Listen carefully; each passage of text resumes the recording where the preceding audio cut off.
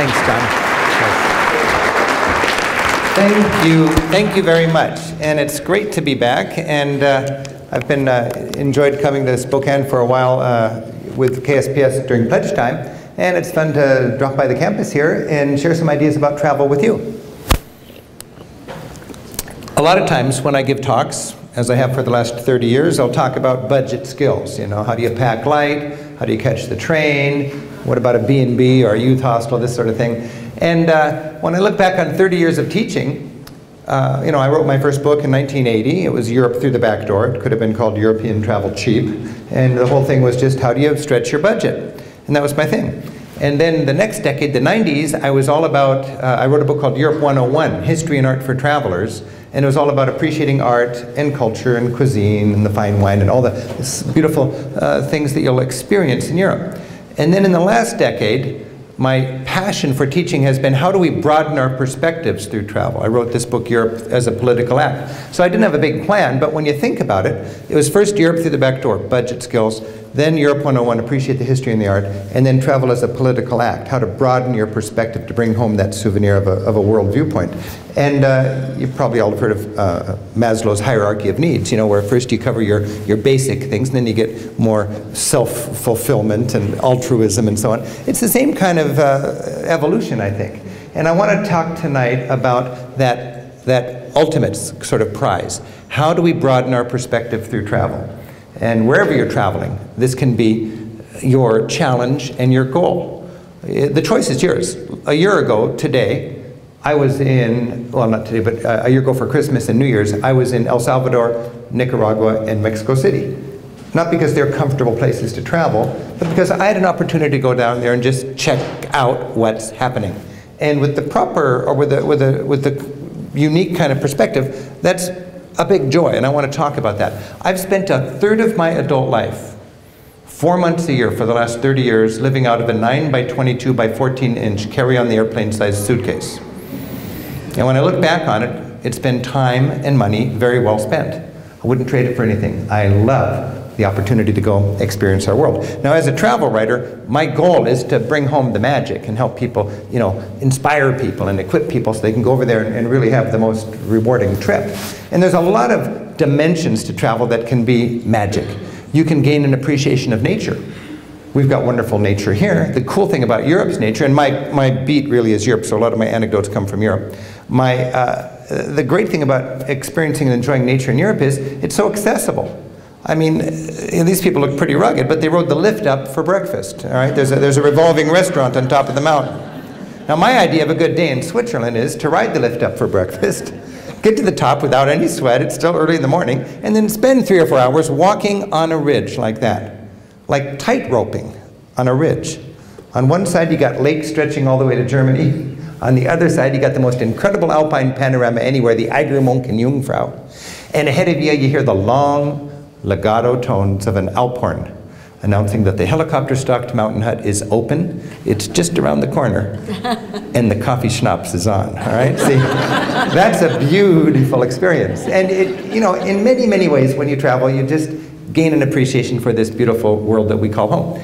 Also, when you travel, you gain an appreciation for culture.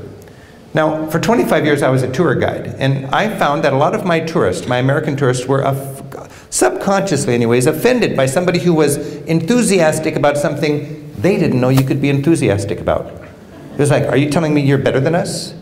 Are you saying I'm a bumpkin? Now, when I go to Europe, I've always just felt like it's show and tell, and it's their turn. You remember in 3rd grade, show and tell? That kid's not better, he just got a new toy and he's showing it to you, right? Well, they're not better, they just are evangelical about cheese. I was raised thinking cheese is no big deal. It's orange and the shape of the bread. Sandwich. And then you go into these cheese shops in Paris and it's like a festival of mold. There's a different cheese for every day of the year. And I don't know if you saw our show, but I love it when a friend of mine in Paris who runs a restaurant, she takes me shopping in the morning. And we go into this cheese shop, and she picks up a moldy wad of goat cheese and takes a deep whiff. Rick, smell this cheese. It smells like the feet of angels.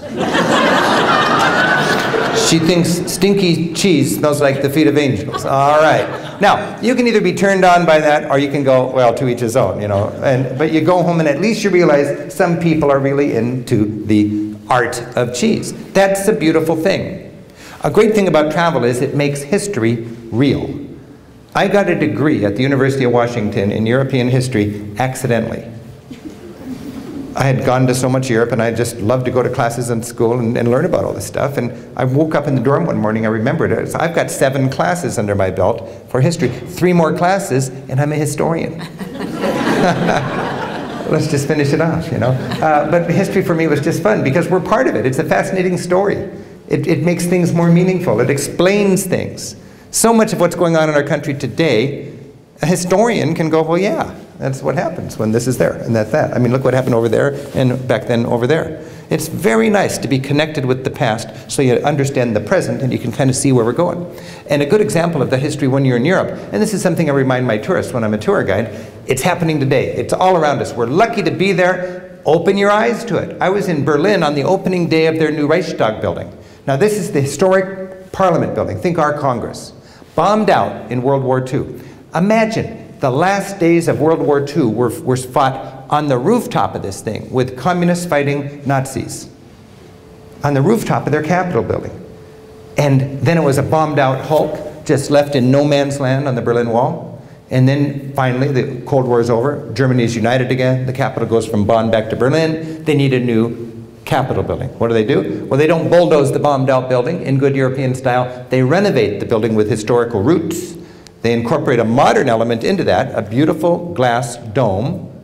It's open all the time, it's free, it's designed for locals, but tourists are more than welcome to walk up that spiral ramp to get to the very top.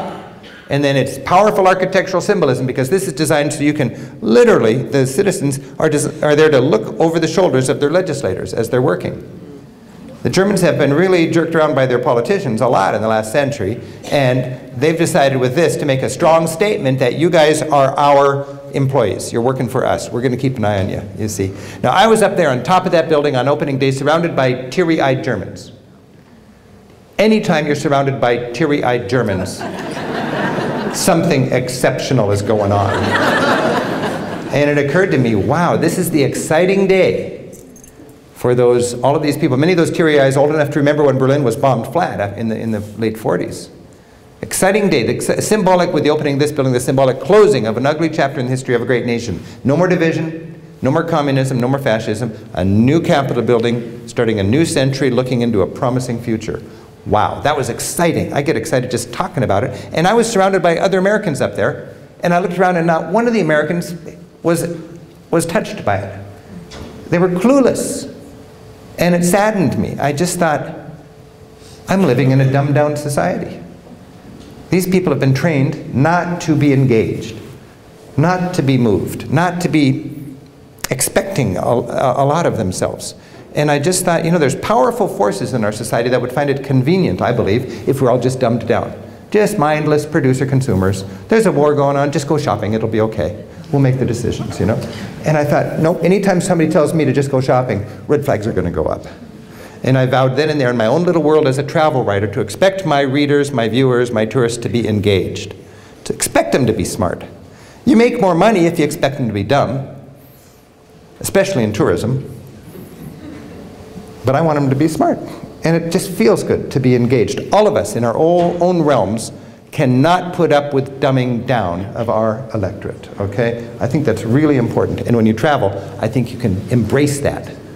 One thing fun about travel is you meet people. You meet people you wouldn't normally meet.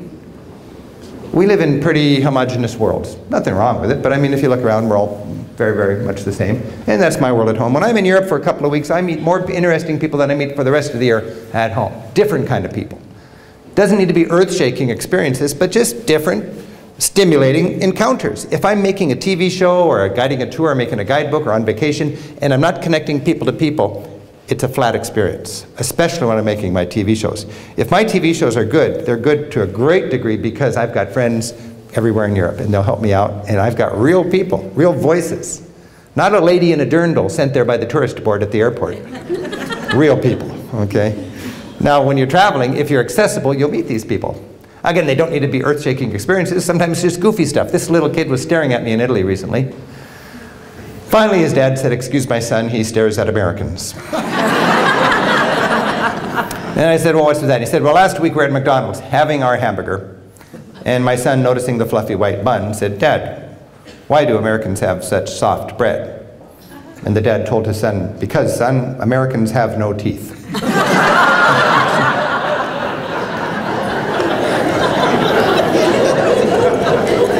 Now, I think the dad was just doing what dads do, just entertaining himself as he was out with his son. He didn't have any great meaning for that, but the little boy was confused, and I showed him my teeth and did what I could to straighten out that little bit of international misunderstanding. When you travel, there's goofy misunderstandings all over the place.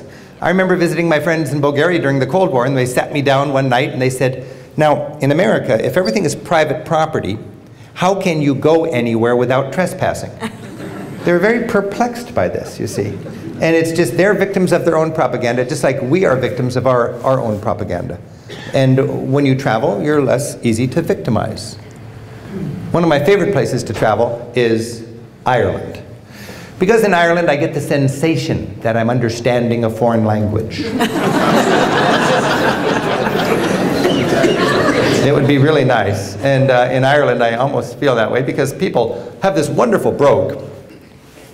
And I wonder, why is their language so enchanting to me? And I think it's because they speak Gaelic first, and they think and communicate in a Gaelic template, which I would imagine is a more colorful and romantic way to communicate than no-nonsense English. And if you want to hear that Gaelic charm, you go to what are called Gaeltachts. A Gaeltacht in Ireland is a national park for the survival of the traditional culture. In Ireland, even in tough times, the government thinks it's worth a little money to keep the traditional ways alive. Small farms, yeah, let's keep them alive. Speaking the local language, yeah, let's do that, even if it's a little more expensive. And there are places colored green on the map on the far west of Ireland where people speak Gaelic first and English second. You wouldn't know it as a casual tourist, because you walk up to these guys, or people in a shop or whatever, they'll be chatting to each other in Gaelic, they turn to you without missing a beat and speak English, you're gone, they slip back into their Gaelic. But they think in terms of Gaelic. So you talk to them and it's this enchanting sort of conversation. And they love to talk. I was talking to these two guys for a while, and after a while I asked the guy on the left, "Were you born here?" And he said, "No, it was about 5 miles down the road."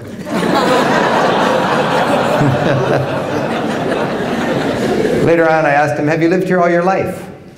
He said, "Not yet." I'm just a sucker for that kind of stuff, and after a while, you forget your itinerary. I mean, I've been in Ireland, hitching in the middle of nowhere, whichever direction the cars are coming. I just want to get in the car and talk to somebody. It's so fun to talk with the Irish people, and you get that joy when you travel. The big news in Europe, of course, is the unification of Europe. Ever since 1947, Europe has been moving towards unity. And of course they're in rocky times now, but they've always been in rocky times, and it's a stuttering 2 steps forward, 1 step back. But you know, it's, there's a need for Europe to integrate their economies so they don't have a war, and so they work together and trade together efficiently. Can you imagine in 1947 when European statesmen got together and in the rubble of a bombed out continent, the second time in their lifetime that the continent had destroyed itself basically with a horrific war. World War I, World War II. And they said, look, we got to do something or we're going to do this again. This is insane. We need to create a European Union, a United States of Europe, so that our economies are so integrated that it's inconceivable that we would go to war again. They have little peripheral wars maybe, but Germany and France, that's where you have your real war. That is not going to happen, okay? Now Europe, in spite of all of its foibles, the economy is so interwoven that it's just inconceivable that France and Germany would go at it again as they have so many times in the past. As Europe has united, it's created a Eurozone and a free trade zone. Now, the goal is to compete with the United States. We are a free trade zone of 300 million people producing $15 trillion a year. They are a free trade zone of 400 million people producing $15 trillion a year. Just to put it in perspective, okay? We're less people, they're a little more people, we produce the same. Now a lot of Americans who are inclined to be threatened by Europe's socialism would put down Europe and say, look at these people, they make less money than us. They got all these liberal ideas, you know. They make less money than, well, they do make less money than us, but that's not the full sentence. They make less money per person, but they choose to work 20% less hours than we do. And by every measure, they make as much as we do per hour. They're just not working themselves quite so quickly into an early grave. Now they're having a reality check where they actually have to work a little harder. I mean, that's the problem in Greece, is just they're consuming way more than they're producing, and they're retiring when they're 55 years old. It's just not sustainable. And you can't say, would you mind working for another 10 years? They're going to say, yes, I would. I'm retiring at 55. So you have to have this catastrophe they're having now to straighten that out. But when you travel through Europe, you find all sorts of interesting, stimulating, challenging sort of things to observe. It's a Tuesday afternoon in Holland, and I'm walking down the canal, and I see these men. These are grown men. These are not students. These are men. They should be working, and they're just having a party. And I ask them, what's going on? It's a work day. It's Tuesday afternoon. We play. You want to come in? No, I'm working, you know. But the Europeans just know how to play. They've got all sorts of interest in you know, living, what is it, working to live, not living to work. And they're very proud about that. Now, of course, they work and they produce. They're every bit as invested in their stock market as we are in ours. They just have longer vacations and more entitlements and more safeguards and all that kind of stuff that we hear about a lot. Now, when you think about what's going on out there and in Europe on the streets and in Occupy Washington and so on, there's going to be a lot of chaos, basically, as the societies try to rejigger the wealth to see where it should be. Now, when you look at the demonstrations that are going on in Europe, and you're going to see a lot of them in the future, and I talk about this because I think it's wrong for people not to go to Europe because they think there's going to be riots in the street. Europeans always march. They love to march. It's part of their freedom. For me, it's a healthy thing, a manifestation. I've been in Europe in so many million-person marches, and if my parents are watching the news, they're thinking I'm in trouble, you know? No, they're just, the teachers are angry, everybody's in support of them, it's a national strike, and everybody's marching. That's what they do. It's too much exercise for most Americans, but the Europeans march. Now, I think the problem in our country and in Europe is we've all conned ourselves into thinking we're wealthier than we are. You know, you had a $500,000 house, suddenly it's worth $1 million, and then you turn around and it's worth $500,000 again. You didn't lose $500,000. You thought your house appreciated it there, but it never was that valuable anyways. You got accustomed to that, and then it settled back down to reality. We need to get our feet on the ground. A third of our graduates from Ivy League, I believe, go into finance. You know, just thinking it's an easy place to score really big money. This is nothing new. I was just standing on the most lavish buildings in all of Europe, 300, 400 years old. These are palaces that are every bit as fancy as Schönbrunn and Versailles. And they were all owned by what they called financiers. You know, hedge fund managers. People with unthinkable wealth didn't know what to do with it, so they buy these Louis XIV style homes and have miles of gardens just to spend their money. Well, this is just they had a revolution. Sometimes you have a different way, but you get society out of whack that way, and there's an adjustment. In Europe, they have these lavish entitlements that put ours to shame. In Scandinavia, you get 16 months of paid parental leave to be split any way you like between mom and dad. It's use it or lose it. Most Americans would scoff at that.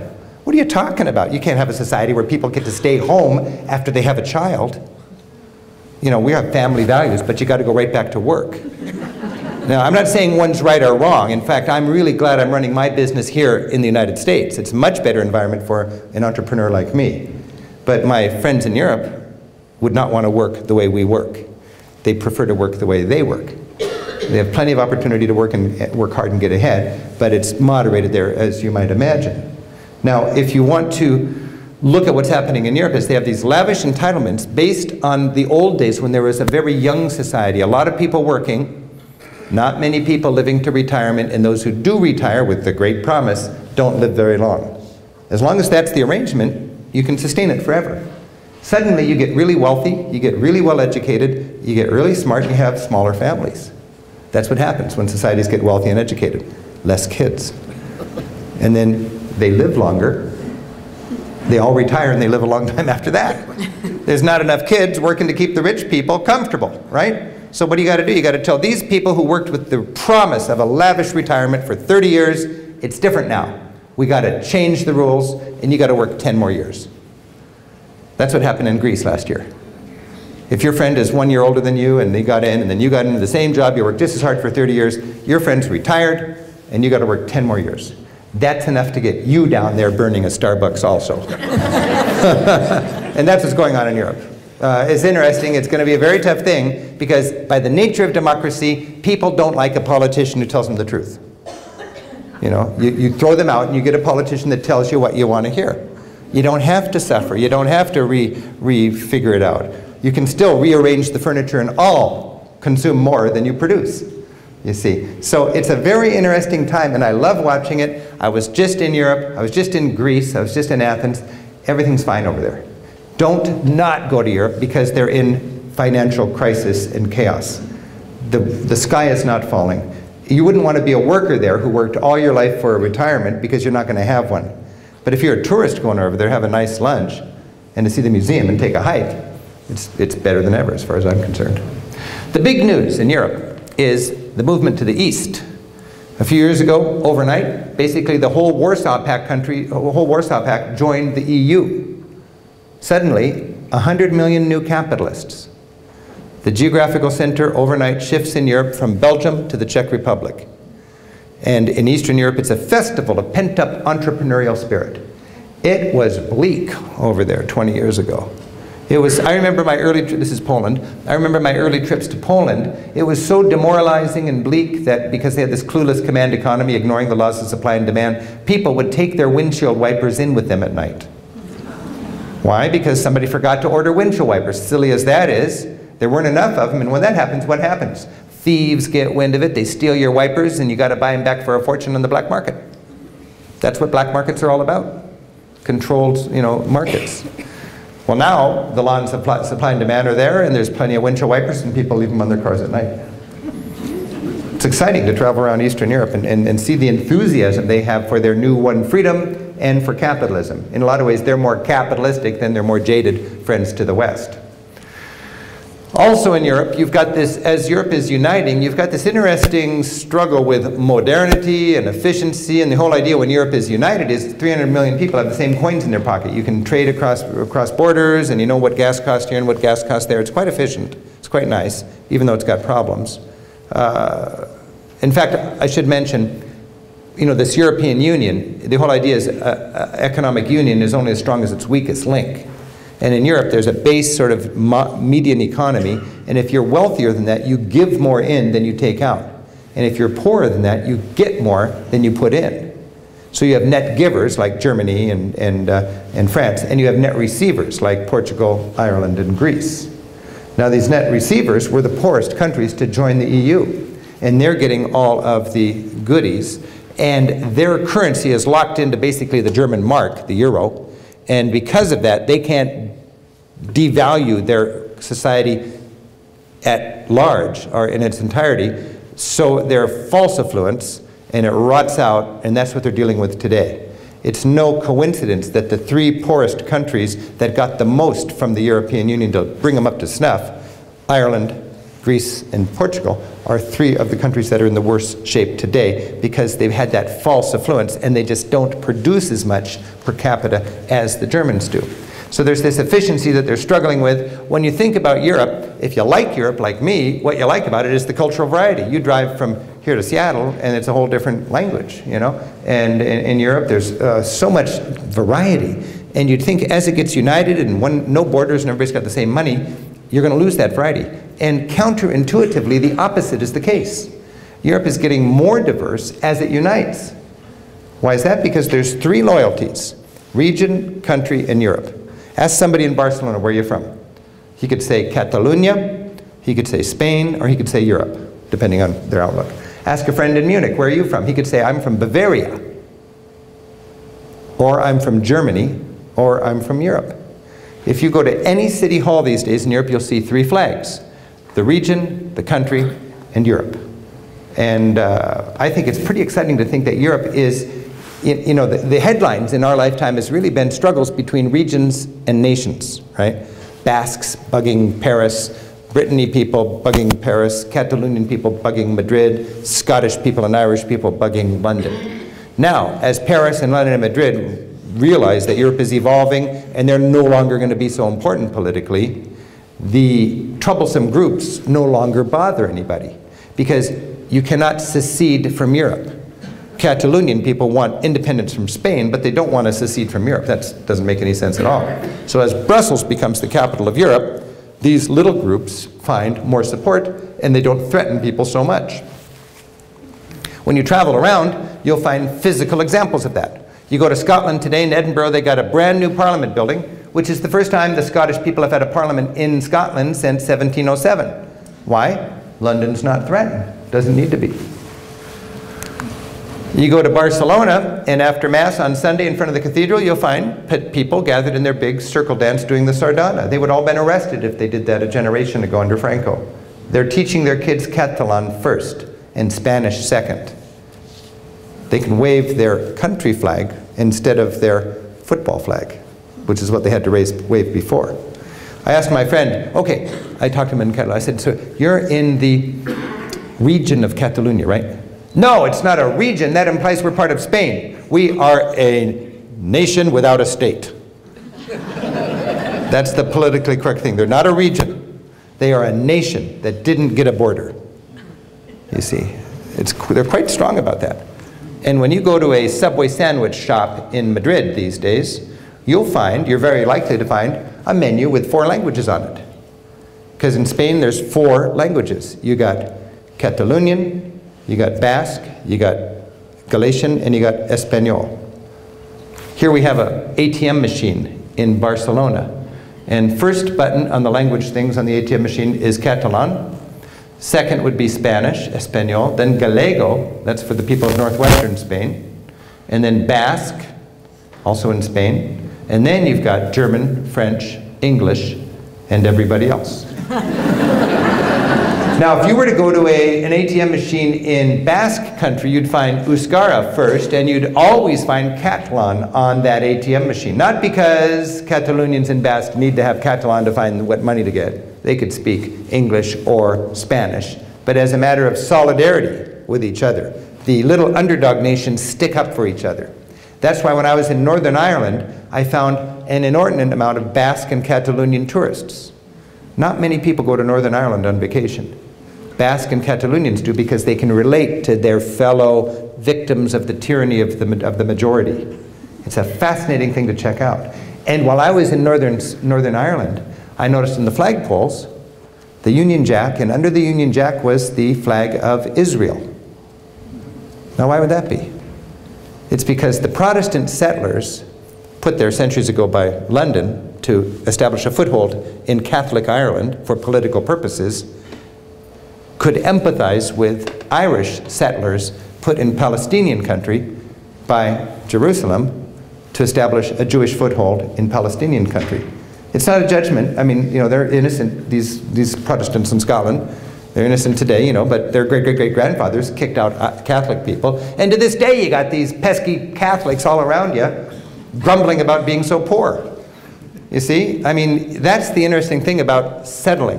Whenever a society settles people in order to establish something that is imperial, 200 years from now, people are going to be paying the price. Russians were put in Estonia 50 years ago to dilute Estonian people and to help that country be more Russian or more Soviet.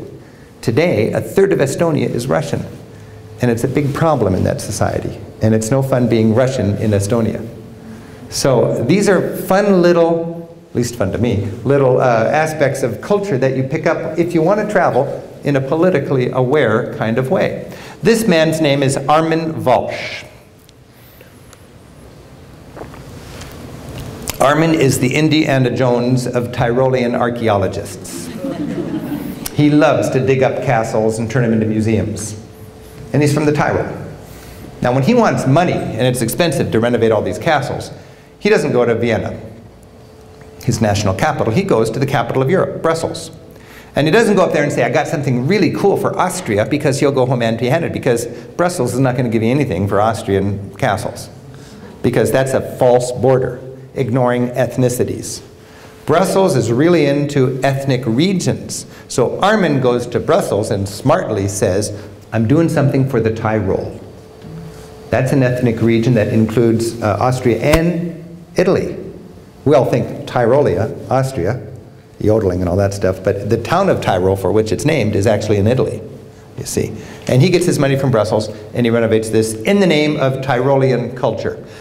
I mentioned the poor states, Ireland, Greece, Portugal. When I first started traveling, I distinctly remember no freeways in any of these countries. Autobahns everywhere in Germany, no freeways in those countries. Today, all of those countries are laced by beautiful freeways. This happens to be in Ireland, and with every new freeway, you see a European flag. And in this case, it says, this project has received 85% funding from the European Union. That means this is paid for by Germany and France. Now, get busy and work hard, because we're going to keep up with the United States. It's just like when Eisenhower did our interstate system, you know, back in the 50s, that was a lot of money to make a nice freeway from Seattle to Spokane and from here to Helena, or I don't know how it works beyond here, but you know, that it's just, I don't think that anybody figured people in Montana don't get good roads. You know, it was all for one and one for all with the infrastructure. And that's what they're thinking in Europe today. Consequently, Eastern Germany has as good a road system as Western Germany now. And it's quite exhilarating to see how Europe has invested in itself in our generation to do that. Now this is a bridge in Greece over the Gulf of Corinth. I, for all my life, have been going to this spot and taking a funky little ferry across. And suddenly I come back one year and there's this huge bridge. What's the deal? This is not a Greek bridge. This is a German bridge, clearly a German bridge built in Greece to get big German trucks into the Peloponnesian Peninsula with their gummy bears. Do you know what I mean? Germany pays for that bridge because they want to get at that market. And that's kind of how it works, and you see that all over the place. They're investing in their train system like we just cannot imagine. In fact, faster and faster trains. It says, dangerous place if you're a slow bird. I was recently in the train station in Munich, just for fun. I was taking pictures of birds squished onto the windshields of trains as they rolled into the station. And I looked at that and I thought, that's almost surreal. You'd wait all your life to see a bird squished onto the windshield of a train where I live. Yeah. You'd wait all your life to see a train where I live.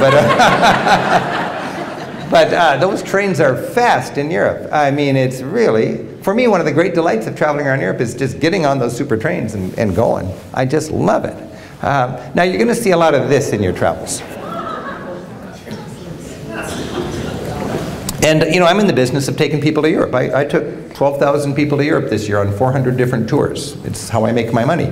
And we're very enthusiastic about encouraging people to take our tours and so on. And we have to deal with this sort of thing. A lot of people say, I don't want to go there, they hate us. Well, they don't hate us. A lot of people over there just don't like our militarism, and they don't like our trade policy. You know, but they like us. I've never found I had to disguise who I am. And I've met most people over there don't get our trade policies. Most people in the world don't want to militarize space. Only America wants to militarize space. They just had a vote in the United Nations a few months ago. The vote was 170 to 1. Shall we militarize space or not? Raise your hand if you want to. United States. Raise your hand if you don't want to. Everybody else. 171. It is routine when there's a vote in the United Nations, even in the age of Obama, when there's issues that matter to the desperately poor half of humanity. It's 150 to 4. Child labor laws, landmines, water rights, debt forgiveness. 150 to 4. Who stands with the United States of America? Israel, Marshall Islands, and Micronesia. The coalition of the bribed. I mean, the coalition of the brave. Right? Now, again, it doesn't matter what I think, but we just have to realize it does matter what everybody else thinks, because we got to live in this world. So I'm just bringing home the news that 96% of humanity looks at us like we're an empire. And there's never been an empire in history that didn't have angry people on the fringes shooting in from the bushes. That's just what happens when you're an empire. You don't line up in formation. The Redcoats did that against us, and it didn't work very well. Or we did that. We learned we got to shoot in from the bushes when we were fighting a big empire. And I mean, Romans had barbarians, Habsburgs had anarchists, we got terrorists. So it just goes with the territory. The United States spends as much as everybody else in the world put together on our military. A lot of Americans don't realize that. We're at a crossroads in our society now. We're closing down parks. We're talking about 4 days a week of school instead of 5 days, cutting out all sorts of regulations so we can poison our kids to make more money for our corporations. We're doing all sorts of goofy stuff because we're in crisis economically. But we're spending twice today on the military that we were 10 years ago. And we don't really have the enemies we used to have. But I mean, the rest of the world looks at this and they see as a country that's drunk on militarism. We've got military bases in 150 countries. Only we can declare somebody else's resources on the other side of the planet vital to our, quote, national security interest. Well, they look at it and they think, can't you just be honest and say vital to our custom material lifestyle? You know, because that's what it is. That's exactly what it is, if we're honest. The honesty hurts. So once again, it's just important when we travel to realize that's why we see this kind of sign. When I'm in Denmark, my friends tell me, be careful with the marijuana. We have to arrest a couple of pot smokers every year in order to maintain favored trade status with the United States of America. I was just at a drug policy convention in Los Angeles last month. Learned a lot about this from a lot of people all over the world who are trying to deal with drug problems in a pragmatic harm reduction way. The United Nations single-handedly extorts the entire world to keep marijuana illegal, because who knows why? I mean, there's lots of reasons. But there's 50,000 people dead in Mexico because marijuana, to a great extent, because marijuana is illegal. There's a lot of people that want to make a difference in the law, but the United States, I'm just talking about this because it's something I know about, but in many, many, many cases, it's that heavy hand of America on this planet. Now, of course, we saved the world from communism, we saved the world from Hitler, we've got incredible energy and ingenuity, and we've set the tone for freedom and all that kind of stuff. But there is an ugly reality that it's an option if we want to grapple with it. But when you travel, you're going to see that, and I just want to tell you, it's not anti-you or anti-me, it's simply anti-American trade policy and anti-American militarism, okay? You can go anywhere and be received politely because people like Americans. You do not need to accessorize with Canadian flags. There are more Americans wearing Canadian flags in Europe than there are Canadians wearing Canadian flags. I take a lot of people to France. I take thousands of people to France every year on our tours. And you know, my challenge when I was doing the tour guiding was to prepare people in Switzerland so they'd come into France and be received well. And I know from my experience, French are proud people. You know, French are very proud. Their language was the lingua franca. I mean, look at your passport. There's 2 languages on it, French and English. There was a time when the Tsar in Russia spoke better French than English and was proud of it. You know, and France has lost 2 world wars, and today they're a second-rate power compared to the days when they were really on top. And they're not, I don't think losing gracefully is one of their fortes. So a lot of Americans think the French just, you know, are mean-spirited or don't like it or something. Well, they're not a smiley-face culture. They're more into genuineness. They belittle us for our smiley faces and bank tellers that are fined if they don't wish everybody to have a happy day and this kind of thing. Shopping cart baskets that say smile and be a winner. You know, that just bugs French people. But when you go to France, you don't need to embrace their values, but if you can just respect their values and be curious about them and not try to tell them how to do things, they're really wonderful people to visit with. We have a great time visiting France as anywhere. I was recently filming in a little mom-and-pop chateau in Burgundy, the most traditionally French part of France, I think. And when I'm filming, get out of the way, I mean, the sun's going down, I need to get up on the rooftop to get a nice wide shot of the turrets. And the mom-and-pop aristocratic couple that had owned this, from the family that had owned this castle for generations and generations, says, we have an American film crew, we must have a little party. I didn't want a party, I want to film. No, we got to have a party. All right. So bring out the nice wine and the cheese and the bread, and then all of a sudden they surprised me with this incredible 48-star American flag. They brought it out like it was a religious relic. And they said, we hoisted this over our village on that great day in 1944 when our village was liberated from Nazi tyranny by America. And we want you to go home and tell your friends and neighbors that we will forever be thankful for the valor and the heroism and the compassion of America in the darkest times in Europe, you know. So please don't let people tell you they don't remember that. I could give a whole talk about anecdotal examples of how my friends in Europe are forever thankful for that. But 70 years later, it doesn't mean they need to follow us into all of our wars in lockstep. If you think that's the quid pro quo, that's where we part ways with Europe, you see. They're proud people, they've suffered in wars, and they believe all other options should be exhausted first, naive as they might be. I noticed when I was in Europe recently that when the Gulf War was going on, the one country that really supported the Gulf War, the preemptive attack, was Poland. Because leading up to World War II, Poland called for a preemptive attack of the Saddam Hussein of that generation, Hitler, and nobody listened to them. And then Hitler went crazy and Poland really suffered. So Poland was more likely to recognize if there's a tyrant, you do whatever you can to get rid of him early. So that was an interesting sort of historical reason Poles would be more into that.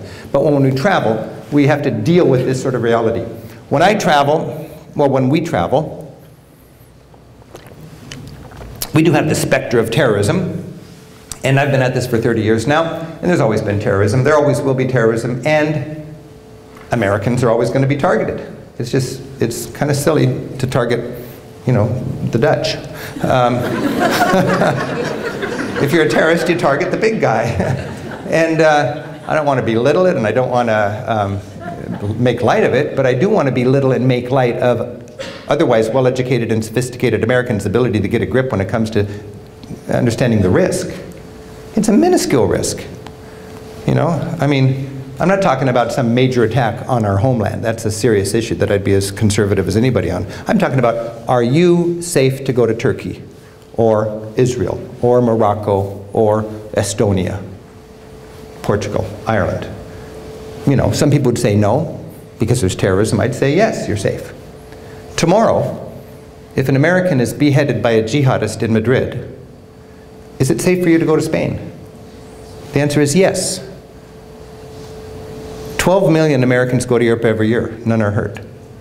12 million come back. Year after year. When was the last time an American was hurt by a terrorist in Europe? It's just, you know. Every year in our society, 13,000 people are killed by handguns. That's real. Every year, more than 1,000 people a month killed by handguns. In Europe, they choose not to have handguns, and they lose, you know, 1/8 of the people to violence that we do on the streets.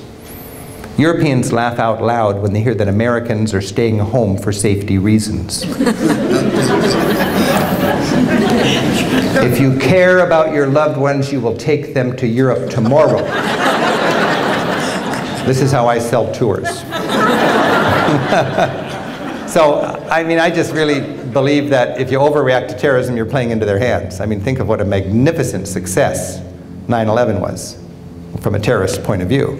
We changed our whole country. We've bankrupted our whole country. We've gone against our values. We lost 2,800 people. Yeah, it's tough, but we're not the first country to lose a couple thousand people, you know. Happens all the time. Honduras lost that many people in a mudslide, and it was hardly headlines. And they only have 5 million, or 3 million, or something like that. So it's just important to be out there and realize what the other 96% of humanity are thinking when they look at us. You don't have to agree with them. They could be wrong, but it's healthy and I think smart to do that. And if you hate terrorism as much as I do, I think you got to realize the most effective thing we can do as Americans is to travel a lot. Learn about the world and come home and help our country fit better into this ever smaller planet. It's a beautiful place. And it's valuable for us to go over there and humanize our country because we're so likable when people meet us one-on-one. All over Europe, there are 4th of Julys. Every country's got their own. In Switzerland, it's August 1st. In Norway, it's May 17th. France, it's July 14th. It's so exciting to be in countries and experience their joy on their terms. I was raised thinking the world is a pyramid with us on top and everybody else trying to get there. Until well into my adulthood, I believed that if a country didn't see it our way, because we care, we should go in there and find them a government that saw it the right way, you know? And then I realized people don't all have the American dream. People have different dreams. That's not a bad thing, that's a beautiful thing. These people have the Sri Lankan dream. Norwegians have the Norwegian dream, Moroccans have the Moroccan dream. And when you travel, you realize there's a lot of pride on this planet. A lot of Americans underestimate the pride out there. They got spine. They'll fight to the end, you know? They got pride and spine that we might even not understand. I was in a cafeteria in Afghanistan once, in Kabul. And I was just minding my own business, and a man sat next to me, and he said, "Can I join you?" And I said, "You already have." And he said, you're an American? I said, yeah. He said, I'm a professor here in Afghanistan, and I want you to know that 1/3 of the people on this planet eat with spoons and forks like you do. 1/3 of the people eat with chopsticks, and 1/3 of the people eat with their fingers like I do, and we're all civilized just the same. That's what he said, we're all civilized just the same. And I thought, boy, you've got a chip on your shoulder. But I thought about it later than that, and he understood that those of us who use spoons and forks really thought that people who eat with their fingers were a little less civilized, you know? And he wanted to make that point. And for the rest of my trip through South Asia, I was going to fine restaurants filled with local people who were professional, well-dressed people, no silverware in the place at all, ceremonial sink in the middle of the room. People would wash their hands and use their fingers for what God intended them to be used for, to nourish them. And it became quite natural. In fact, when I got home, I had to be retrained to use spoons and forks. But I just thought that was just a fun little lesson you can have when you're traveling. There are proud struggles going on. Every year on this planet, 8 or 10 languages, distinct languages, die out. With no fanfare, it's just 8 or 10 ethnic groups lose their battle. It's a slow battle. By the time they lose, everybody's even forgotten they exist. That last person who speaks that language dies, one little bit less ethnic diversity on this planet. Now, all of these ethnic groups have their own Nathan Hales, Patrick Henrys, and Ethan Allens. I was raised thinking, Patrick Henry, Nathan Hale, the ultimate. And then I realized there are a dime a dozen on this planet. Not to belittle ours, but the other countries have their own. They don't even know ours, they know theirs. They're surprised we don't know theirs. It's pretty exciting. And in your travels, to make your travels a little more real, you can try to empathize with present-day Nathan Hales. A very easy example would be Archbishop Oscar Romero in El Salvador. I had the good fortune of going down to Salvador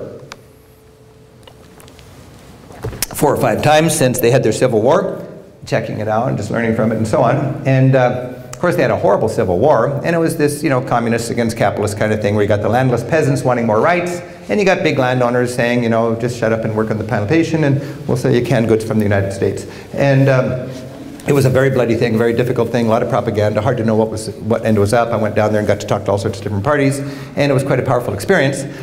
I gained a really big respect for Archbishop Oscar Romero. He was a champion of the downtrodden, of the poor, you know, of the landless peasants.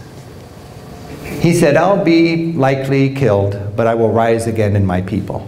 And of course he was shot, and he rose in his people like you cannot imagine, just like he predicted. And you see these beautiful banners of him, the people radiating with that Romero passion for justice. A couple of years ago, I was heading for Mazatlan for a nice vacation. I was due for a vacation. I was ready for a pristine stretch of tropical beach, swept free of local riffraff. It's just going to be me, a masseuse, and a plastic band on my wrist that gave me unlimited margaritas. You know what I mean? Oh, baby, that's a good vacation. And then somebody invited me to El Salvador for the 25th anniversary of the assassination of this guy. And I told my friends and family, I'm not going to have any fun on the beach. I got to go to El Salvador.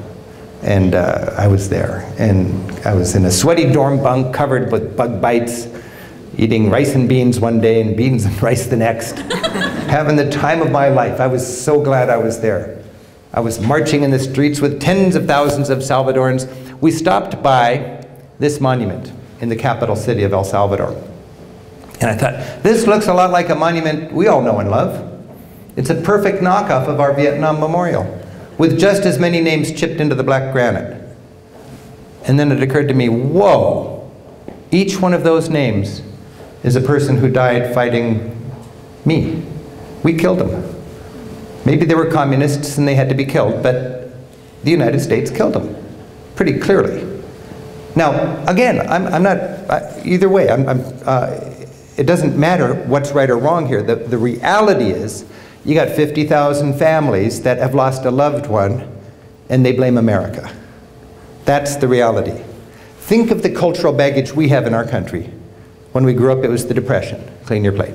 Then it was the Nazis, or World War II, and Pearl Harbor, and then it was the Cold War, and now it's 9/11. Think of 9/11, how it's changed our life in the last 10 years. Okay, that's our baggage. Other countries have similar baggage. In El Salvador, it's 50,000 people's names on this wall. I went to Iran, and I was so excited to go to Iran, and I made a TV show for public television. And I just really wanted to humanize 70 million Iranians when I figured we were going to war. People ask me, why are you going to Iran? And I thought about it, because it's a strange thing to want to do, and I thought, you know, I'm going there because it's just good style to know people before you bomb them.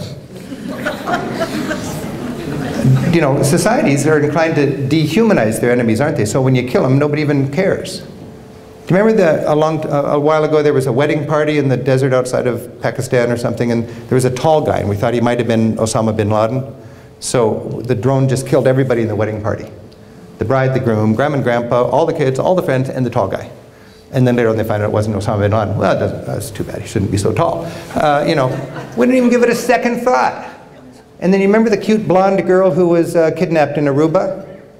What's her name? See, everybody knows her name. She's a household word.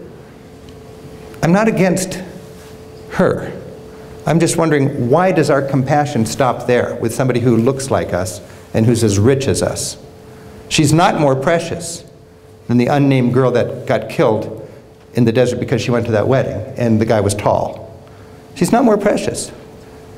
And I refuse to let anybody tell me that the girl in Aruba is more precious than that. That's just part of honesty with this planet, I think. Now, I went to Iran, and I was afraid to go to Iran. I almost left our big camera in Athens because I thought they'd be throwing stones at us when they saw an American crew on the streets of Tehran.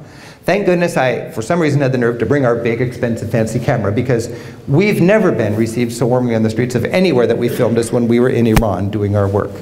It was an amazing experience, and anybody here could have that experience if they wanted to. Anybody could go to Iran and learn about that society. It was completely new for me. It's very difficult. I mean, you're in a booming city of 12 million people with 10-story tall posters that say, "Down with the USA." That is painful to see. It makes you angry. You wonder what's going on here.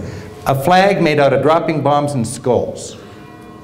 Okay, now how old is that? Who put it up there? Why is it there? It's a complicated issue.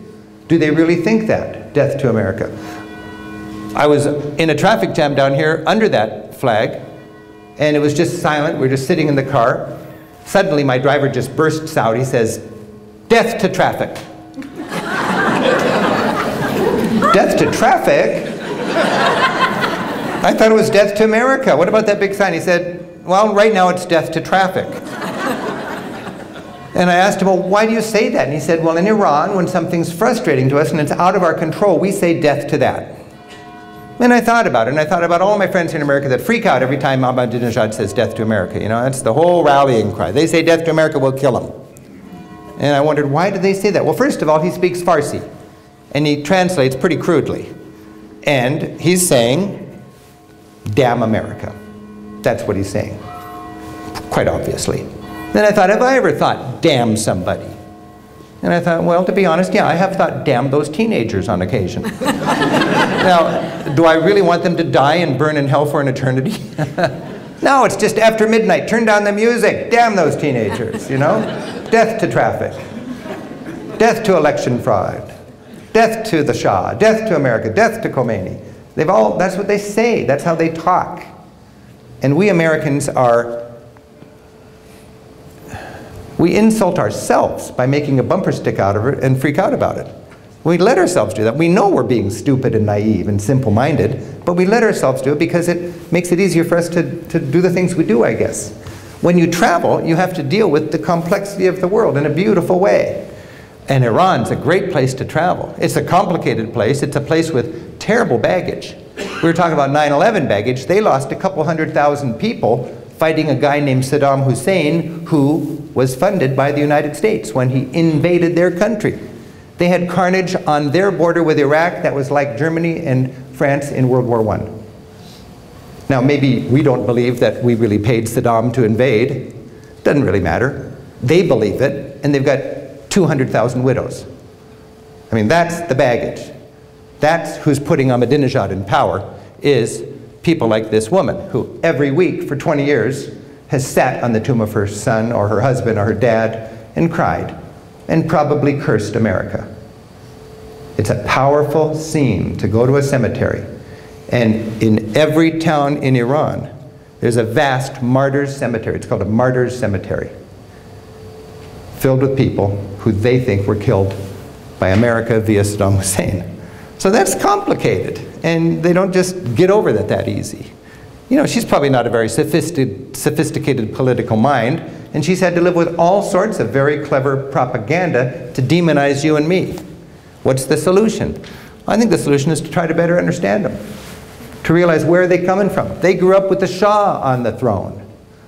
When the Shah was on the throne for a whole generation, he was put there by throwing out a democratically elected prime minister, and he was thrown out in '53 because he nationalized their oil, and you can't do that. There's no question about why we put the Shah on the throne. And when the Shah was on the throne for 30 years or whatever, they were bragging that the miniskirts are shorter in Tehran than they are in Paris. Now, I think that's cool.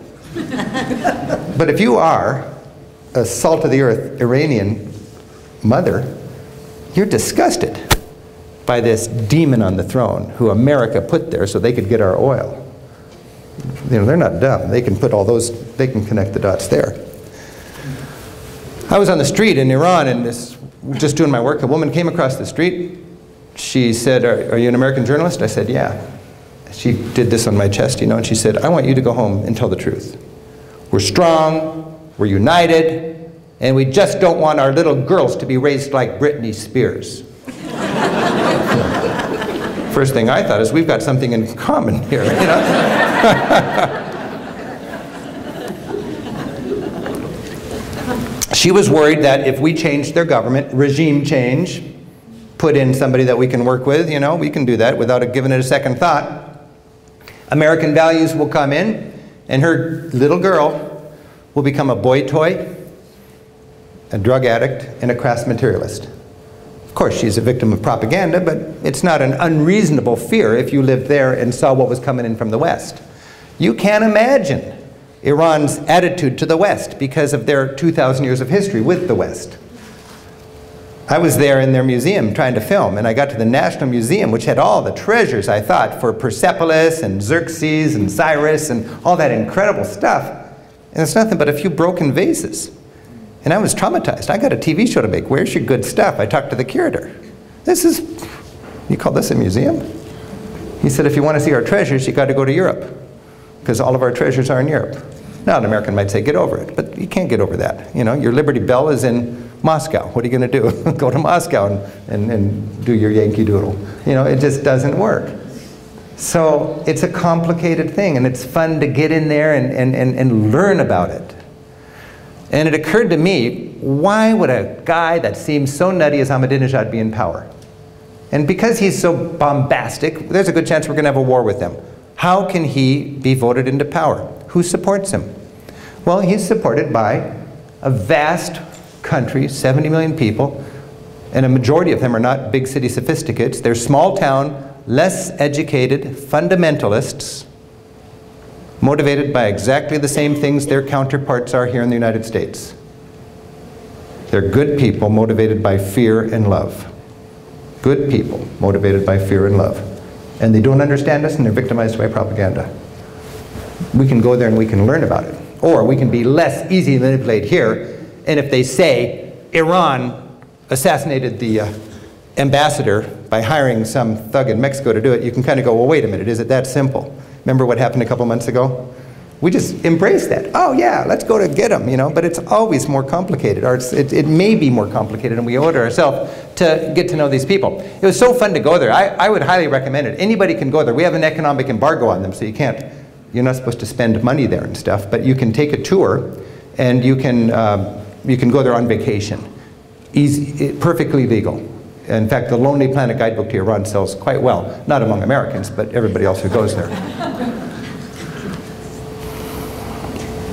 Well, a lot of people are excited about their liberties, and I want to spend some time just talking about the fun in Europe and how their different liberties are going and so on. But I do know that we have a raffle, and we have some books to sell, and we need to take just a short stretch. So what I want to do is, I think I got 20 more minutes or something to talk, but I know that the scholarship program is going to raise some money with the raffle, so if you want to buy any more raffle items, then they're going to raffle off all these goodies over there. And then the local bookstore has the Travel as a Political Act book over there. I think it sells for about $20 including tax, and here it's even $15 including tax. Okay, so that's a very good discount. If you want to grab those, that would be great. Also, as I mentioned, in the back there's a Smithsonian magazine. I got to collaborate with the people at Smithsonian. It was so much fun. They wanted me to write my favorite top 20 places up. I just assumed I would use my photos, and they said, Rick, we'll take care of the art. And at first I was kind of, whoa, what? And then I realized, what a thrill to have my favorite articles put together with wonderful Smithsonian photographs. So this sold out all over the country. I liked it so much I bought 50,000 extra copies, and I just give them away wherever I go. So please, one per family, but if you'd like one, I'd love for you to have that, and it highlights my favorite 20 places. And also, the biggest part of our business, I work with 80 people in Edmonds, just north of Seattle, and the hottest thing in our business is our tour program. As I mentioned, we had our best year ever this year. We took 11,000 people on 400 different tours, 30 different itineraries. They're all explained in here. If you're curious about our tour program, my sales director just told me this year's sales are actually a lot ahead, 1,000 seats ahead of last year's sales at this time. So there's a lot of people traveling, I'll tell you that. And she told me 52% of the people who have signed up so far for next year's tours are return customers. People who have been with us before. Point is, it's a quirky kind of tour, but if it's right for you, it's really a great opportunity. Small groups, wonderful guides, our passion for Europe, lots of different itineraries. So that's back there. There's a DVD in here that gives you a good candid look at what our tour program's like. So go ahead, and if you want to do the raffle, get a book or pick up those freebies, that's cool. And we'll carry on in just about 6 or 7 minutes, okay? Last year you said India was your favorite country to travel to. Could you say why? India is my favorite country to travel. Well, it really humbles your ethnocentricity in a beautiful way. I really like to get out of my comfort zone, and you know, all of us are kind of self-assured. I know what good music is, and then you go to India and you find people don't even recognize meter and what do you call it, mode. You know, it's a whole different system of music, and at a glance, or whatever an audio glance is, it's just doesn't sound very good. But when you realize it's just as beautiful and sophisticated as ours, so that really humbled me. India has different approach to time, to pain, to love, to music, to all sorts of stuff. And I just love I love it when people rearrange my cultural furniture, and then I get to figure out the lay of the land again. So in Europe, Italy, I think, is the closest thing to Italy, and that's my favorite country in Europe is Italy. But I'd love to go back to India, but I'm just focusing on Europe in my work. Yeah? You do all this traveling around the world. How many languages do you know more than just a few, like hello, goodbye, thank you? How many languages do I know? I only know English.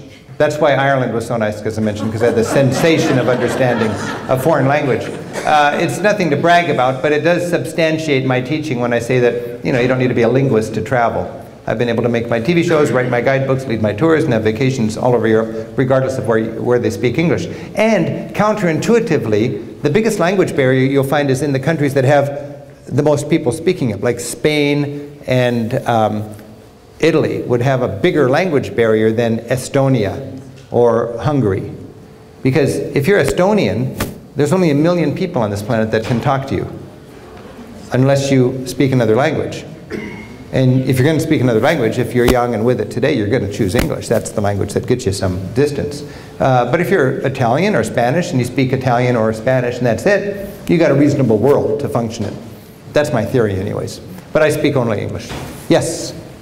Thank you for remembering Spokane as part of your world. We appreciate you coming. I don't want to wish this upon you, but have you ever thought of running for president?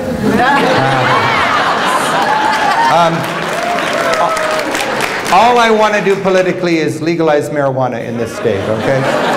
So, and you'll hear about that. In fact, I'll talk about that in a minute. But I would be so frustrated in Washington, D.C. right now. And I've got great respect for anybody who can put up with all of that and still not be disheartened. And I don't sit in meetings very well. I've got friends who are congresspeople and so on, and they're just so good. I think they know how it works, and I just don't. And I really feel like I am having so much fun doing this, and I can have an impact. We just, John just mentioned our little fundraiser for Bread for the World. Bread for the World, if you don't know what it is, it's the only lobby organization I know that speaks up for hungry and homeless people in the halls of Congress. I mean, it's quite amazing if you're a congressman and all you got is these people with their own interests coming in and hammering away at you, and you gotta relent, you gotta listen to them. And nobody's speaking up for homeless people, really.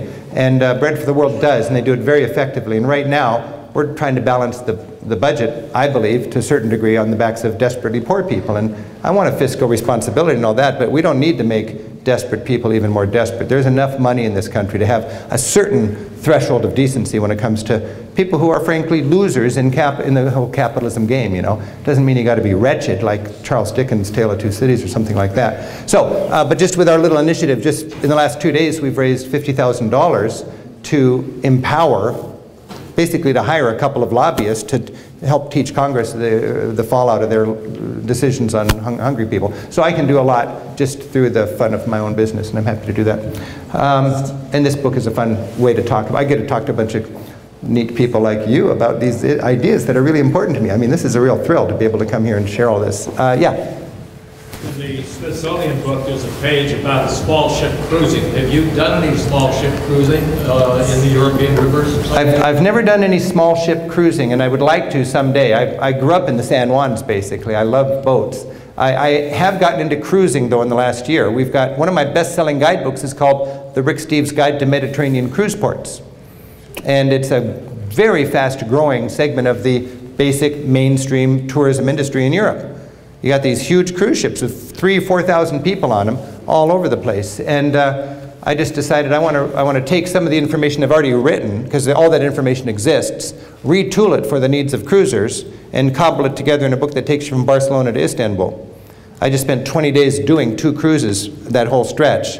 And I was ready to have a cynical attitude about it, but it was really good, you know. And on that cruise ship, I was on 2 different cruise ships. I figure both of them were sold out. There's about 3,000 tourists on each of them. To me, my own little assessment would be 1,000 of those 3,000 were just enjoying a floating Las Vegas. That was fine, and they're happy. And occasionally they go ashore and have a pizza. And 1/3 were pretty lazy tourists. They just wanted to see some famous things. And then 1/3 were real travelers that just wanted to move into one hotel and have one exciting day in each country for 7 days in a row. Nothing wrong with that. But I wanted to make a guidebook for those people, the travelers that hit the ground running as soon as that gangplank's down. And I just had a great time. And by the way, I've got a Facebook page, which I just love working on. It was called the Blog of the Year by the Society of American Travel Writers. And it's just, I get to take people with me when I'm making the TV shows, going on a cruise. I sign up for my tours. Every year I sign up for one of my tours if I can. And I signed up for my Turkey tour this year. It's really fun. I get letters from me when I sign up for one of my own tours. And I had a great 2 weeks in Turkey learning from one of our guides, and I got to report on it for 2 weeks in a row on the Facebook page. So if you're curious about that, the whole cruise thing, I have like 18 days in a row about my take on cruising on the Facebook. Yeah? I don't use Facebook, but there was a story about how much weight you were going to gain on the cruise. Yeah. What was that? Oh, I just had a Facebook contest where, because I was pigging out for 16 or 18 days in a row, but I was exercising a lot, and I lost 1 pound over the experience. And I don't want to gain any weight. So, but we had an ethic of using the stairs instead of the elevators on the ship, which lasted for the first half of the whole experience. Yeah. You have a Norway show where you visit family members in Norway. Do you have advice on finding family in other countries? Do I have advice for finding family in other countries? I've found if you are from a certain country and you don't know who your relatives are, you can just get a phone book out and make up a name. Not really, but people love to meet you, you know. I mean, I had distant relatives that they didn't know who I was, and I came into town and I looked them up, and they were so excited to have somebody drop in on them. You can find out who your distant relatives are, send them an email somehow, let them know you're coming, and you can tell by their response whether they want you to come by or not. If they just say have a good time or whatever, you can take a hint. But chances are they're going to beg you to come by. And I've been visiting my relatives around Norway forever, and it's really, if you got relatives anywhere in your travels, it's a real bonus to look them up, for sure. Yeah. Would you say that, I caught the notion that English was considered to be the universal language in Europe. Why would that be? Why is English the universal language in Europe? Well, it's the popular language of popular culture. Our culture is really, English pop culture. It's the language of the internet. It's the language of international business. It's the language of India. That's 1 billion people. I mean, people in India all communicate from a business point of view, I believe, in English. If you're going to choose one language, Europeans want to learn a second language so they have a bigger world. And in the old days, you know, you'd learn German or French or Russian. But now, in one generation, it's changed. So the dominant choice for second language would be English. It's not the right choice. Some people still learn Portuguese, and they go to Brazil a lot, you know, and it's fine. But English really makes the most sense. If you go to the airport in Amsterdam, you'll find they've even dispensed with Dutch. They just say everybody speaks English. They'll just do signs in English. See, so if you're hiking in the Alps and you meet a Greek meets a Norwegian, they will communicate in broken English. Think about it. What Greek speaks Norwegian? Greeks do connect with Norwegians, but they do it with a common language, which invariably would be English. One more question, anybody? Yes? So I'm aware there's a growing anti-Muslim sentiment in Western Europe, especially because of the influx of Muslims. Have you experienced that in your recent trips over to Europe, and do you think this is a growing problem that will manifest itself in some way in the future? Henry Kissinger thinks you should go to Europe now because in a generation it's all going to be Muslim. I've read that, and I think he's way off base. You know, there's a Muslim minority in Europe is like the Hispanic minority or the Mexican minority in the United States, or the Hispanic minority. It's just rich countries import people from south of the border to do their dirty work. It's just a reality. And they bring their kids so they can get citizenship, and they have a culture that might have more faster birth rate than the other groups, and over time it becomes a bigger and bigger part of the society. And you bring them in for cheap labor, but it's not just that cheap. You have to provide for that, you know, section of your society, and if you don't provide for it, well, you're going to have indirect costs for that cheap labor. We can see it here in our society, and it's a complicated issue, and in Europe, the equivalent of you know, Spanish-speaking domestic labor is Muslims from Northern Africa that come into Europe. Do I think it's going to be a big problem? I don't know. I think Europeans want to have everybody assimilate. My take on it is there's two kinds of immigrants. There are immigrants that come and want to assimilate and become Danes or Dutch or German, and there are immigrants that come and just want to squat in your sparsely populated, relatively affluent corner of the world and maintain their Algerian culture. Now, personally, I don't like the fact that there are families in the Netherlands that have been there for 3 generations and they speak no Dutch. And they have their own little enclave of Algeria, and they communicate with Algeria by satellite dishes and Skype and all that kind of stuff, which makes this kind of diaspora much easier these days. And that's a problem. On the other hand, you meet a cabbie in Berlin who's Turkish, and he's as German as the next guy. It's amazing how assimilated some of them are. And you go to Denmark. I went to the City Museum in Denmark, and a Pakistani woman who speaks Danish beautifully and knows the Danish culture and history like a person who's been there for many generations, took me out to the museum, and it was a beautiful experience, because here is an immigrant who assimilated. You see, I mean, this is a political issue, and I'm glad I'm not a politician, because you're probably damned if you do it, you're damned if you don't when you talk about this thing. But 3 of my grandparents came over from Norway speaking only Norwegian. 2 generations later, all I can say is "Takk for maten," you know? It's just, I don't know any Norwegian. Now that's a fast assimilation, isn't it? I'm still proud of my Norwegian heritage. We celebrate Christmas Norwegian style, and I'm a Lutheran, all right? I mean, that's what Norwegians do. But I've assimilated enthusiastically, and that's the kind of immigrant situation that I think works best. It's an interesting issue in Europe. It's a serious issue. And you know, I don't really feel like I'm an authority on it. I've talked to a lot of people in my books, for my books, and it's an interesting to pay attention to. But I don't think the sky is falling if you happen to be a white supremacist in Europe and you don't want everybody to be wearing scarves and hearing the call to prayer, you know. But they deal with it. In Spain, they just built a mosque in Granada, which is the most Muslim city in Spain. They just built a new mosque. The Muslim community wanted to have an amplified call to prayer. Allah, 5 times a day. And the community said, no, you can have a call to prayer, but it's got to be just one voice, not amplified. The Muslims dealt with it. It's cool. You see, they have to share that town. And it seems very, very good, the arrangement they've got. Okay, I want to talk just about the fun of culture in your travels. When you go to Italy, you find a festival in a little town here where the older kids are teaching the younger kids how to make a good ravioli. I see ways built into cultures how they go from generation to generation, the beautiful parts of the culture. In France, this small town in the middle of nowhere has enough money from the city hall, or the Chamber of Commerce, to fund an exhibit where you have orbs that let visitors appreciate the fine differences between the wines that they make there. And you develop a fine nose.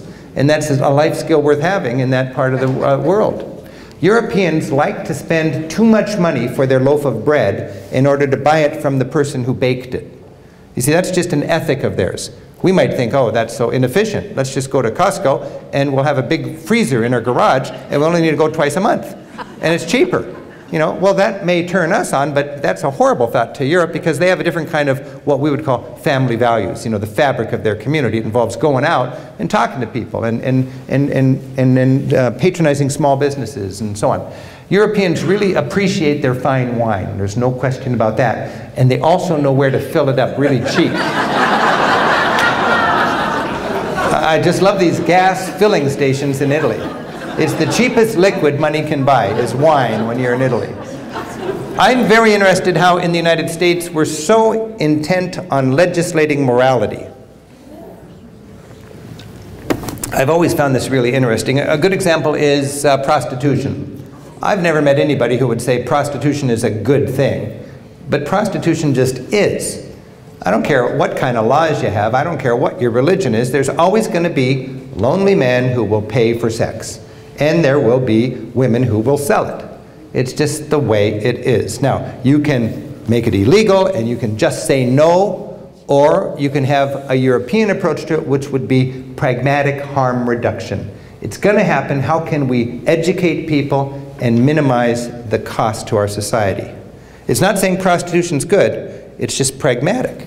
So, in much of Europe, and it's difficult to talk about Europe in broad sweeps because every country's got its own rules, but in most of Europe, brothels are legal, and prostitutes are unionized, and they can't have their license unless they're checked by a nurse or a doctor so they're not spreading diseases, and they're routinely checked.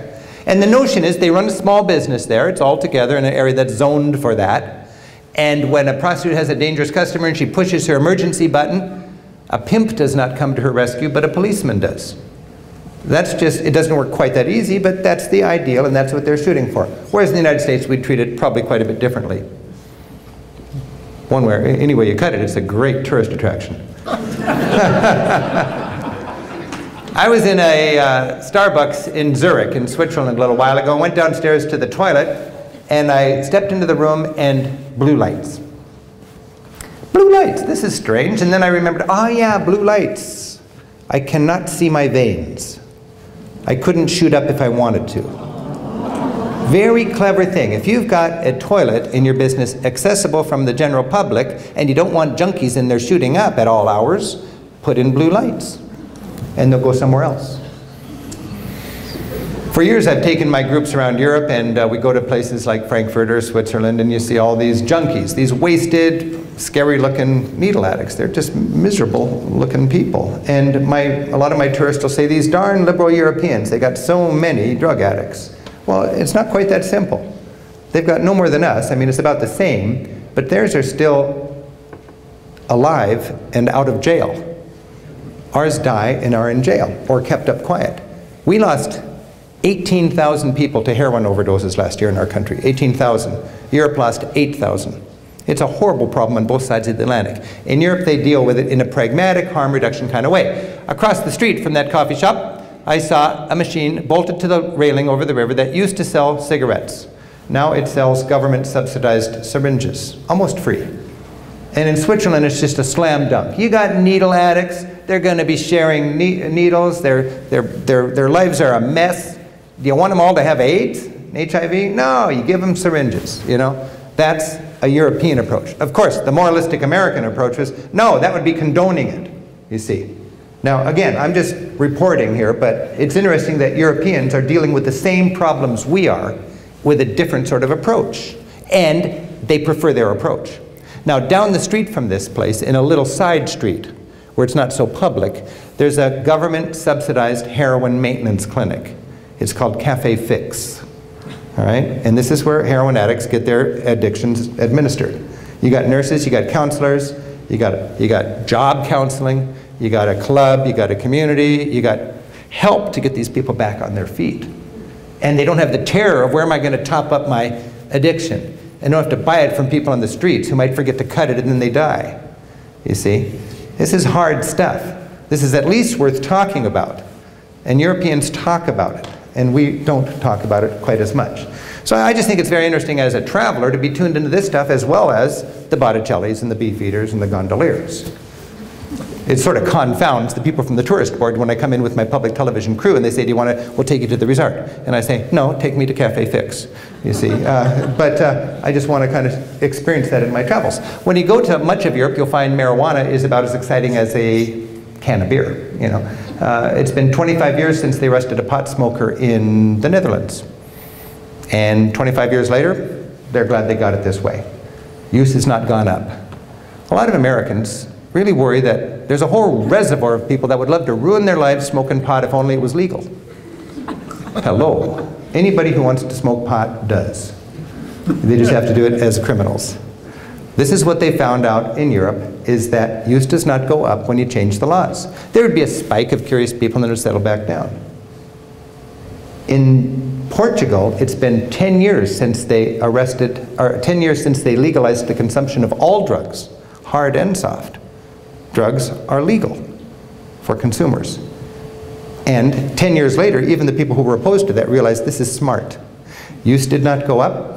They take the crime and the money and the violence out of it, and they treat the problem, which is a real problem, as an education challenge and a health challenge, and the authorities now have credibility. Some Americans say, well, marijuana is a gateway drug. One toke and you're on the way to addiction to heroin. And the Europeans have found the only thing gateway about marijuana is its illegality, because the only place to get it then is from criminals in the street who have a vested interest in selling you something more expensive, more profitable, and more addictive. So it's interesting stuff, and I like to get into it because I think it's a real problem in our society, and it's a difficult problem, like alcohol was during Prohibition. When they finally legalized alcohol, nobody was saying booze is good. They just recognized the law was causing more pain to society than the drug abuse itself. Drugs are bad. Drugs are not healthy. Drugs are addictive. They're not for kids. If somebody's drinking and driving or drinking and smoking, they should throw the book at you, you know. But it doesn't mean you've got to lock up 80,000 people like we have today in jail. It doesn't mean you have to arrest 800,000 people every year like we do. We arrested 800,000 people this last year, more than ever, for having marijuana, just for possession. These weren't rich white guys. These are poor people and these are black people. That's why the NAACP has finally realized drugs are a scourge, but the laws against the drugs are even worse for their community. So it's an interesting issue. That's why I've been a member of NORML for 10 years. That's why I'm co-sponsoring this bill that you might hear about next year, because we're going to try to make marijuana not just available for everybody. It's not pro-drugs. It's the best way to control a dangerous substance is to regulate it and tax it. That's what sophisticated people in this discussion believe. We've got 280,000 signatures. We just need 240,000, but there's a lot of bogus signatures, so we're still getting a few more. It'll be on the ballot next year, and then we'll all vote on it. And we stand to be the first state in the country to treat marijuana like hard liquor, basically. So it's a complicated issue, but please, if you're curious about it, don't just take a simplistic bumper sticker approach to it. You can Google Rick Steves and marijuana and learn more than you ever wanted to know about this subject. And in Europe it's interesting because they handle it differently. What I know about this is mostly from police and judges and doctors and professors who have been in this for a long time. When you study the differences between cultures, I just think it's fascinating, and I really like comparing America and Europe because we're so similar and we've got some fundamental differences. We're both affluent, Christian, love our capitalism, love our democracy, love our freedom. And when I look at it, especially these days with all the discussion going on in our country today with the 99 and stuff, I think in the United States we are government by, for, and of the people, and so is Europe. But on this side of the Atlantic, I think we are government by, for, and of the people via the corporations that we own. Not a judgmental thing, I'm just saying, you know, it just makes sense for society to have a government that creates a good environment so the corporations can prosper and we can all do great. In Europe, on the other hand, I believe they are government by, for, and of the people in spite of the corporations that they own. In Europe, you're more likely to see a law requiring you to pay for the disposal of your car when you buy it.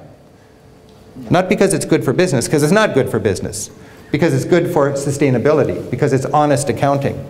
That would never happen here with our current sort of situation because people would shoot it down. It's not good for that industry. So it's a complicated issue, but it's fun to go to Europe and see how they do things. And if you want to see Europe in the extreme, you go to Scandinavia.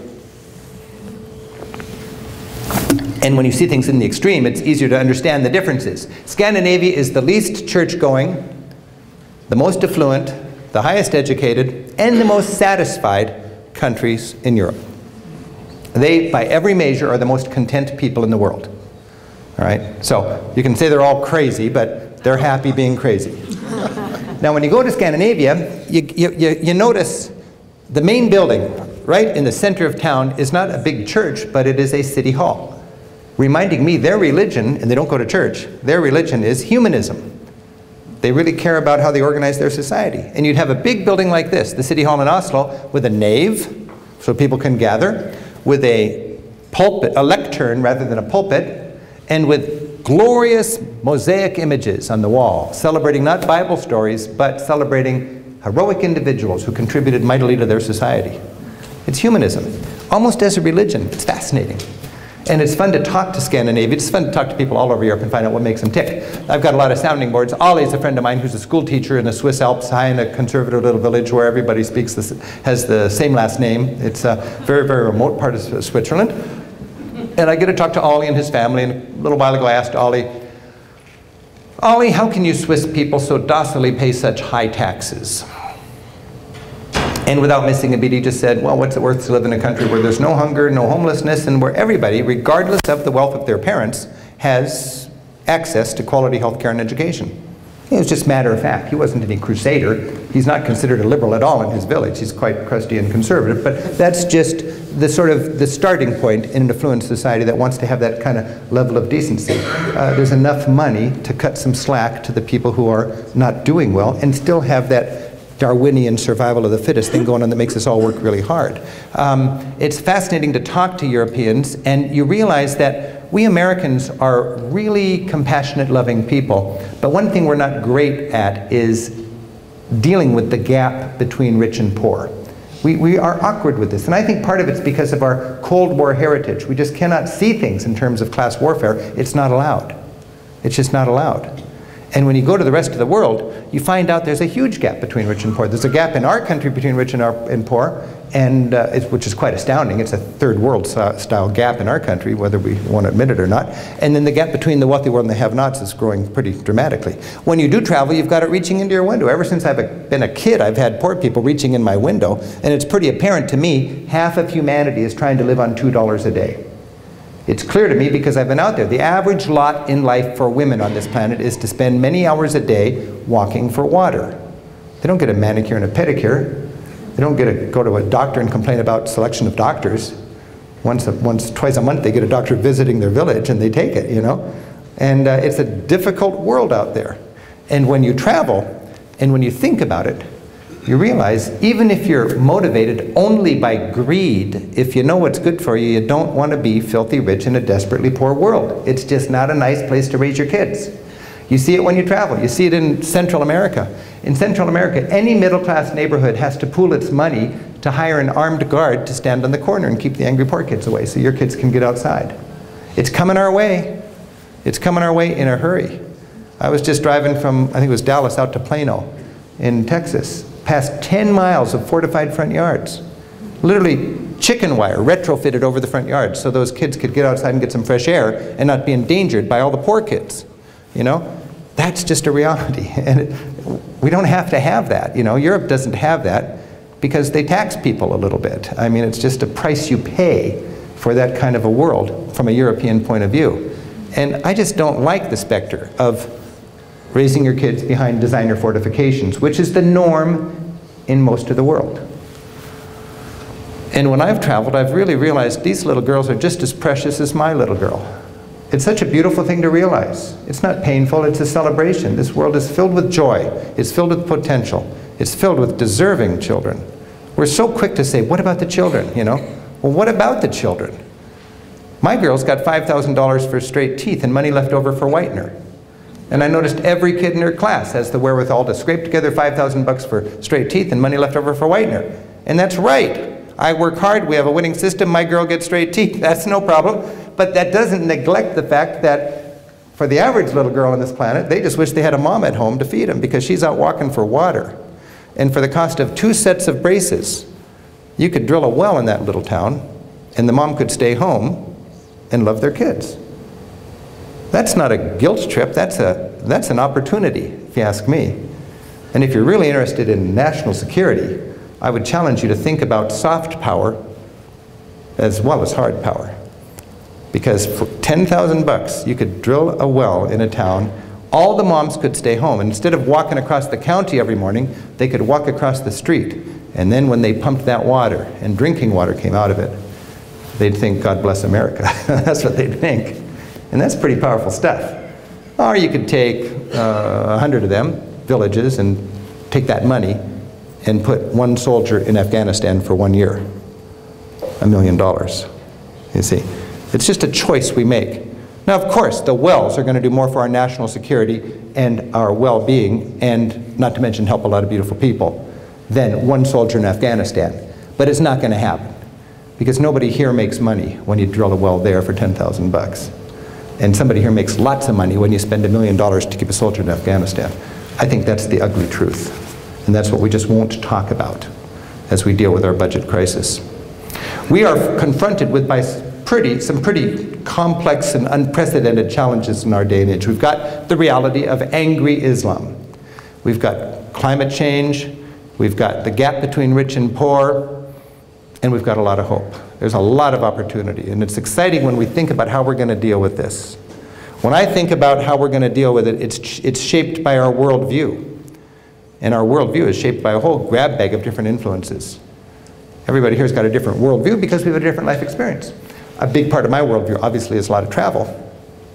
I've spent a lot of time overseas, and the value of that's nothing new. 1,500 years ago, Muhammad said, don't tell me how educated you are, tell me how much you've traveled.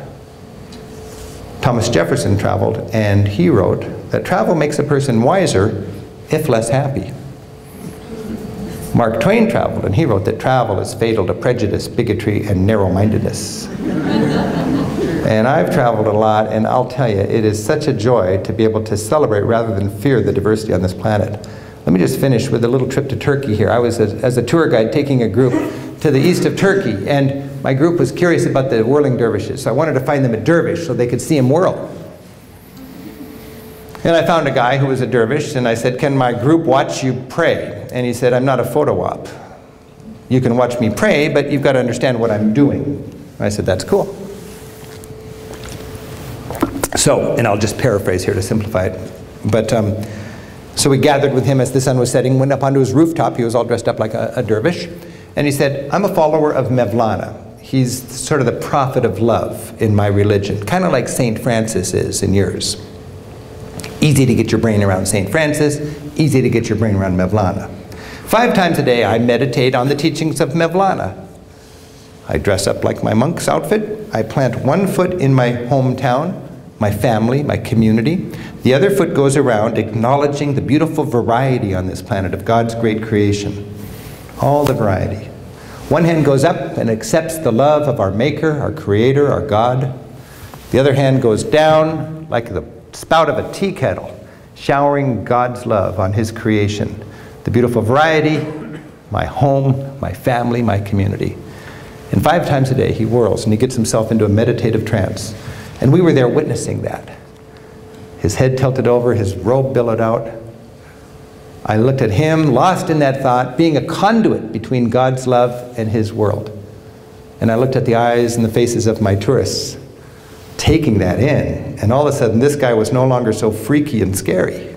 He's different, sure, but fundamentally, we're all together. And to go home with that understanding, and then to implement that in the way we live out our lives here as citizens of this great country, It's a beautiful, powerful thing. And that's, to me, the most important souvenir. And when we live that out here as citizens of the planet as well as thankful Americans, I think that is making travel a political act. And that's something I love to come to Spokane and talk about. Thank you very, very much. Thank you. Thanks. Thank you.